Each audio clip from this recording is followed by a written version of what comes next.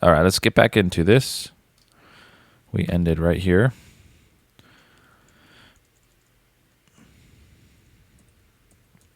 I like that shot. Bokeh detail. It's beautiful. Yeah, they were just beautiful couple. So fun to work with. I swear they're models, but yeah, they were really easy to work with.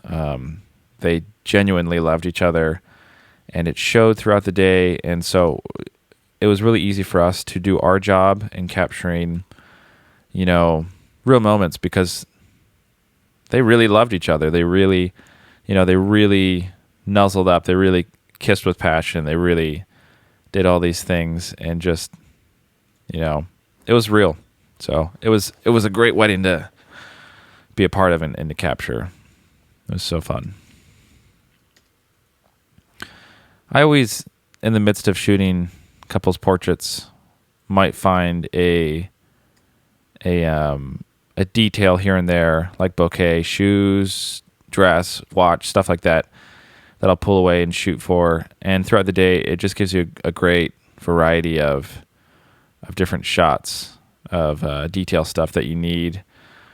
And yeah, it's a great way to just take a break from shooting portraits. Nice face. If you're stuck on trying to find a pose to stick someone in, this is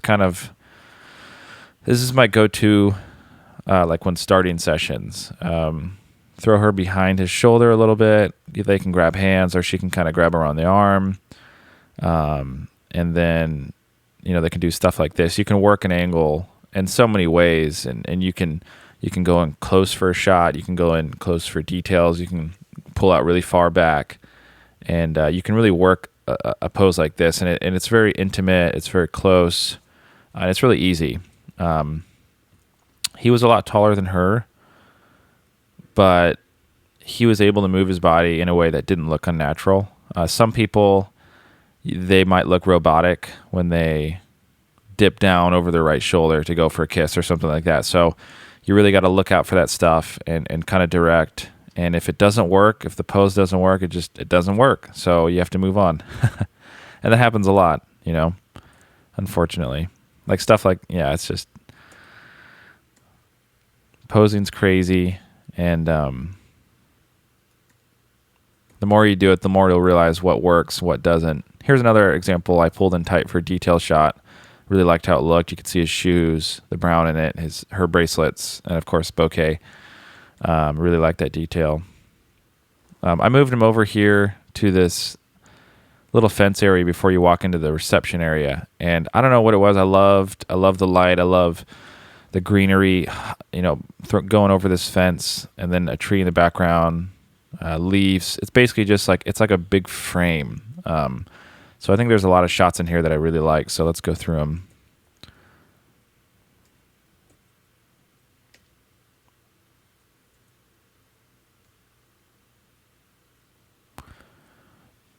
Got to watch for scrunchy noses on kisses, something that I usually will call out. Also, if at any time you're curious what settings I'm using, what camera I'm using, you can look right up here to the top right, and it'll show Canon 5D3. This was with a 50 millimeter ISO 200 aperture. I was going crazy and shooting it wide open at 1.2, and the shutter was 1/1000th of a second. And most of these I was manual focusing for, just because I don't know. I don't really trust the camera at 1.2. So if I manual focus with the little hood viewfinder loop on the back of the screen, I know I'm tack sharp.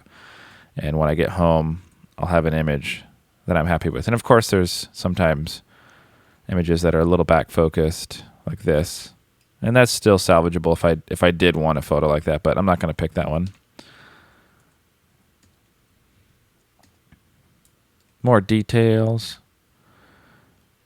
This is another pose you can stick people in, and it's a really easy one. Face to face, throw your arms around her. If he's a little taller, he can kind of dip his chin a little bit over her, kind of thing, and she can tuck under him. You can do a little bit more laying on him. Sometimes it doesn't work. Sometimes it does. I think I might go into that in just a bit. We'll take a look at where I go with this pose.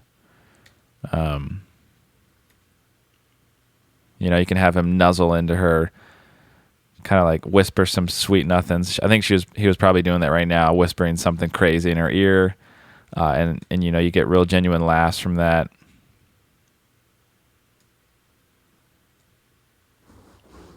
And then we did a couple bridal portraits just of her,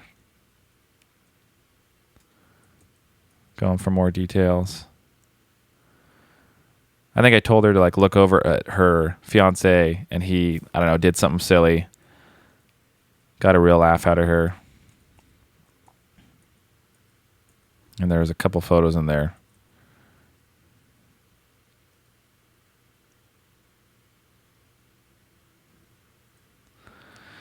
And this was moving on. Obviously a little overexposed there. I won't pick those.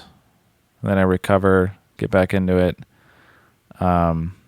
This is basically just a walking and talking, real slow pose. See if we can get anything out of this. That's cute right there. I like that. Also cute. These walking shots, they're hard to get because usually what I tell the couples, and I've kind of been refining this every wedding because I see sometimes it won't work with certain couples, but basically I tell them like, okay, let's do this. We're going to do a walking, talking, and interaction between you two, not the camera. And you have to talk, but you have to talk about something interesting that is actually making you smile and laugh. And it's very hard for couples to get into that, like, okay, walking and talking, what are we? Or they'll talk about something and it's kind of boring and it shows on their face, and then the photo is not good. So this is a good example of they were walking and talking, and it was either something really genuine or they were faking it and it looks genuine. So always be aware of faces. You can do a walking and shot, but their faces might be, meh, might not be that good. So that's something I've been kind of really trying to get out of couples, is like, try to talk about something literally really genuine that will make you laugh, or say a joke or say something, or you can fake it, but hopefully that's the last resort.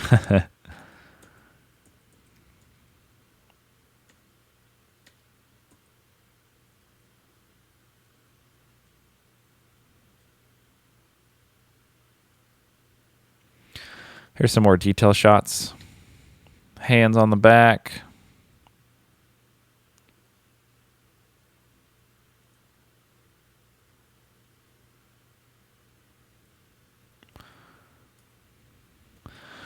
This pose is I'm probably not going to pick this photo because it seems a little focus, and faces are a little, it's okay, it's just a little bit not my favorite photo, but I usually find that it's really hard when the brides throw their arms up like this. I think it looks better when, I think I probably told her like, throw your arms under him. I think this looks better. Yeah.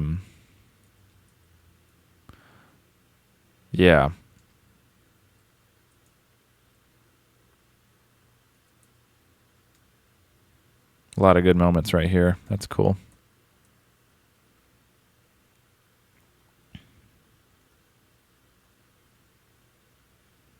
Very classy shot. I love this one, this pose, because it's really easy. You have her wrap around the arm, and she doesn't have her bouquet for this shot just because she couldn't do this with a bouquet. And usually I'll have the guy do like left hand in, right hand in a pocket, and then sometimes unbutton if needed. He didn't undo it for this one, but it's really easy pose. And then I can even like tell the guy to like dig down into her face. So look up like that, just like this. And you can get a lot of stuff with this, and then just kind of go from there.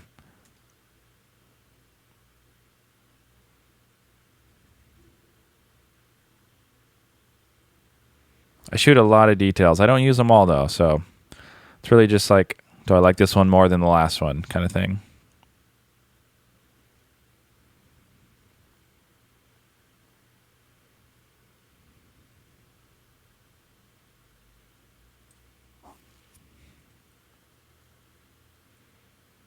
See if I can get one here.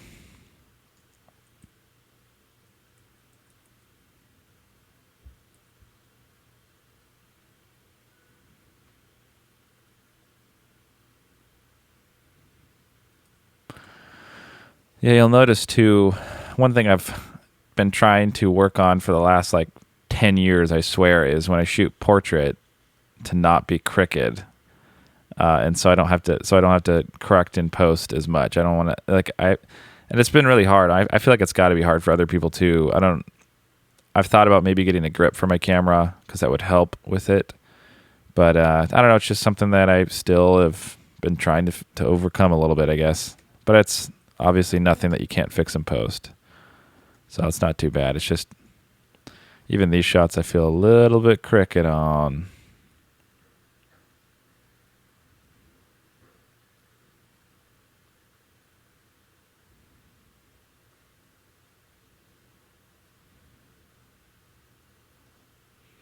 This is a cool shot. I really like this. For something like this, I usually tell them like, hey, have a moment, nuzzle, relax, drop your shoulders. You can close your eyes. You can basically, this is between you two.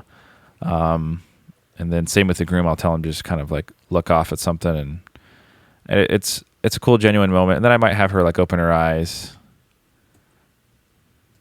and look at camera, that kind of thing.